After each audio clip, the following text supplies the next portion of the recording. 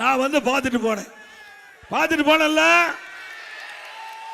இதுக்கு முதலமைச்சர் சொல்றாரு, அந்த நெல்லாம் கொண்டாந்து அடுக்கி வச்சிருந்தாங்கல்ல வெளியில, நம்முடைய விவசாயிகள் அறுவடை செஞ்சு மூட்டை பிடிச்சு வெளியில கொண்டாந்து விற்பனைக்கு நேரடி கொள்முதலத்தில் விற்பனைக்கு அடுக்கி வச்சிருக்காங்க. அதுக்கு என்ன சொல்றாங்கன்னா, வியாபாரி கொண்டாந்து அடுக்கி வச்சிருக்காங்களாம். வியாபாரிகள் கொண்டாந்து அடுக்கி வச்சிருக்காங்களாம். எவ்வளவு பச்சை பொய், எவ்வளவு விவசாயிகளை எப்படி கொச்சப்படுத்துறாரு.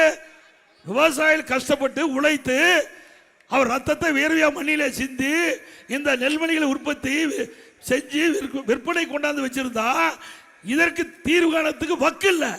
ஆனா இவரெல்லாம் வியாபாரி. எடப்பாடி பழனிசாமி வேண்டும் என்று திட்டமிட்டு அவளை தூண்டி விட்டு அவதூறு பிரச்சாரத்தை செய்வதா சொன்னாங்க. அப்படியே நான் செஞ்சேன்.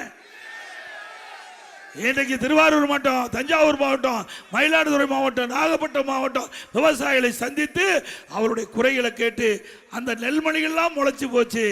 அவருக்கு அந்த கஷ்டம் அவருக்கு தாங்க தெரியும். உழைத்தவனுக்கு தான் அந்த கஷ்டம் தெரியும். நானும் ஒரு விவசாயி, அதனால அவர் பட்ட துன்பம், ஒரு விவசாயி படுகின்ற துன்பம் ஒரு விவசாயிக்கு தான் தெரியும். ஆனா இப்படிப்பட்ட முதலமைச்சருக்கு தெரியறதுக்கு வாய்ப்பு இல்லை.